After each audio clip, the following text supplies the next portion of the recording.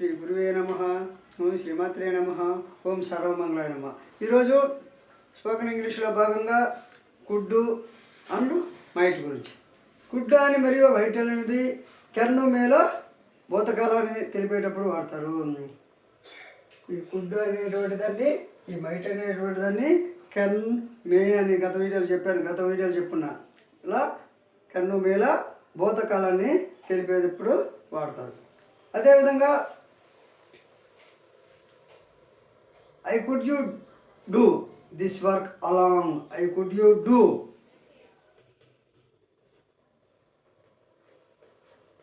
I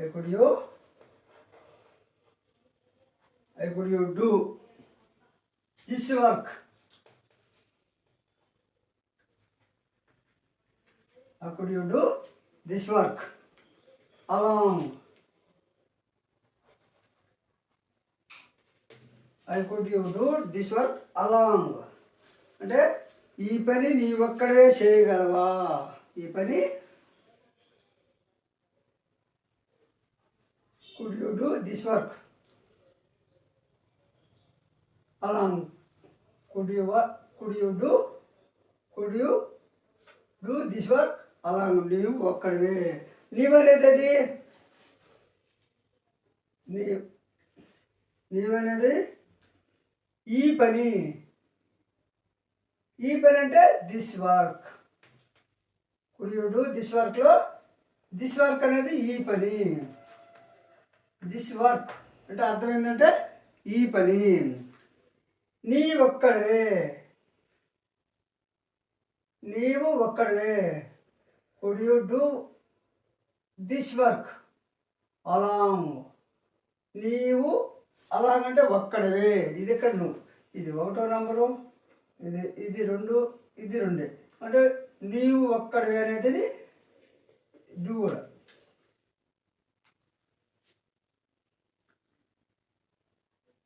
ఇది 2, ఇది 2. You along అంటే యూ అలాంగ్ అంటే నీవు ఒక్కడివే అంటే యూ లాంగ్. ఇది 2ది అవుతుంది, ఇది 2ది అవుతుంది. అంటే దిస్ వర్క్ ఈ పని, యూ అలాంగ్ నీవు ఒక్కడివే. కుడ్ యూ డూ అంటే చేయగలవా అంటే ఈ విధంగా. ఇది 2, 1, ఇది 2 కలిసి 2, ఇది 3, ఇది 4. డూ కుడ్ అంటే నువ్వు ఒక్కడవే ఈ పని చేయగలవా. ఈ విధంగా సెంటెన్స్లో ఉన్నటువంటివి డివైడ్ చేసుకొని చెప్పుకోవాలి. I told him I could swim. I told him 2 చూడు. ఐ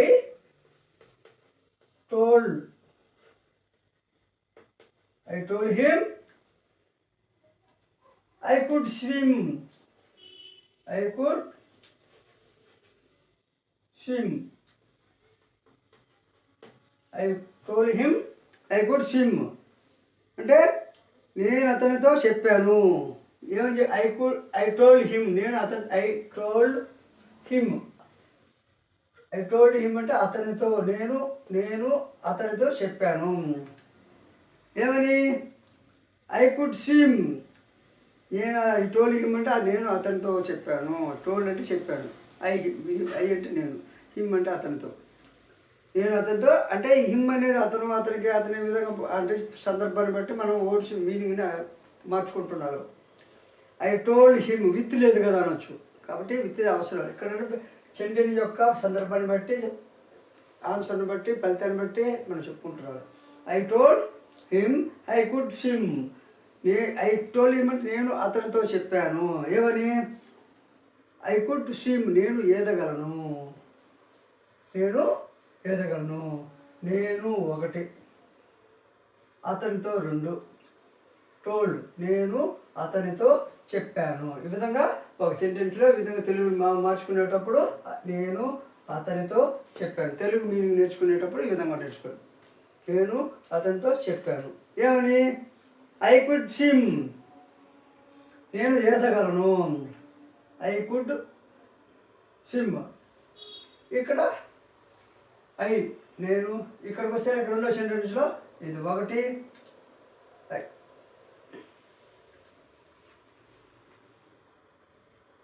నేను ఈదగలను. ఏమైనా I could swim. Could swim ఇది 2 3 ఈ విధంగా ఐ కుడ్ స్విమ్ అనేదాన్ని ఈదగలను. స్విమ్ అనేది ఈ విధంగా అంటే ఈ విధంగా మీరు ఐ స్విమ్ ఈ కుడ్ అని చెప్పకూడదు. ఐ కుడ్ స్విమ్ అనగానే నేను స్విమ్ అంటే ఈదుట ఈదుట అనే స్విమ్ అనేది ఈదుట అనేది కాకుండా అంటే షార్ట్కట్లో దాన్ని కలుపుకోవాలి. కుడ్ అంటే గలను. నేను గలను విధంగా ఒకటేది తర్వాత 3 విధంగా ఇంగ్లీష్లో ఉన్నటువంటి వర్డ్స్ని విధంగా కంపేర్ చేసుకొని తెలుగు సెంటెన్స్ తయారు చేసుకోవాలి. కాబట్టి ఐ టోల్డ్ హిమ్ నేను అతనితో చెప్పాను ఏమని, నేను ఐ కుడ్ స్విమ్ నేను ఈదగలను.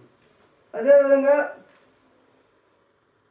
No I could not solve it. No 3 చూడు. I could not solve. No I could not solve అంటే ఇట్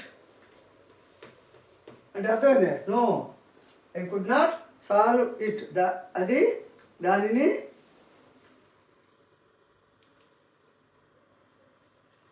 నేను పరిష్కరించలేను. నో లేదు ఐ కుడ్ నాట్ నేను పరిష్కరించలేను. I could not solve it నేను పరిష్కరించలేను.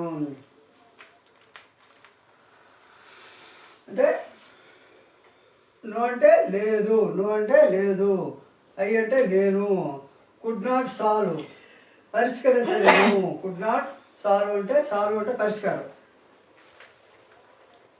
I could not first no ఇది చూసుకోవాలి. లేదు నేను సాల్వ్ అనేటువంటిది ఇది 1 ఇది 2 ఇది 3 ఇది 4 it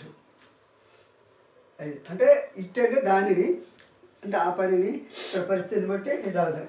no I could not solve it నేను దానిని పరిష్కరించలేను. లేదు దానిని ఆ పదం మీనింగ్లో కంటిన్యూషన్లో రానవసరం ఇట్ అనే దానికి నేను లేదు అనేది ఒకటి. నేను పరిష్కరించలేను లేదా దానిని పరిష్కరించలేను అని చెప్పవచ్చు. అవన్నీ మీనింగ్ వల్లే నేను పరిష్కరించలేను. ఇట్ అంటే దేనిని మనం కంటితో కనిపించేది కాబట్టి దానిని అని చెప్పలే, ఇది అని చెప్పలే. కాబట్టి నేను పరిష్కరించలేను. అదేవిధంగా ఈ వర్క్డ్ హార్డ్ తర్వాత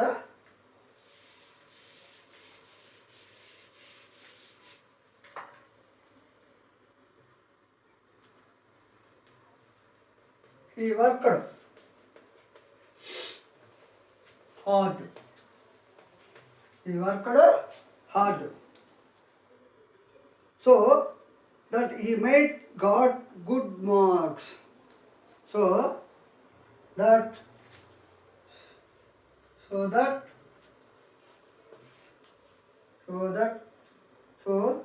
he might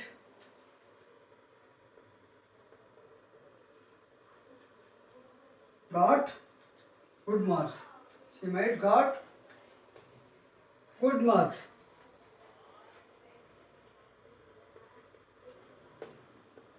ఈ విధంగా ఈ సెంటెన్స్ని ఏ విధంగా డివైడ్ చేసుకొని తెలుగు మీనింగ్లో ఈ విధంగా చెప్పుకోవాలి. ఈ వర్క్డ్ హార్డ్ అంటే ఈ వర్క్డ్ హార్డ్ అంటే కష్టపడ్డాడు. ఇక్కడ మార్క్స్ అన్నాడు కాబట్టి అతను కష్టపడి చదివాడు. కష్టపడి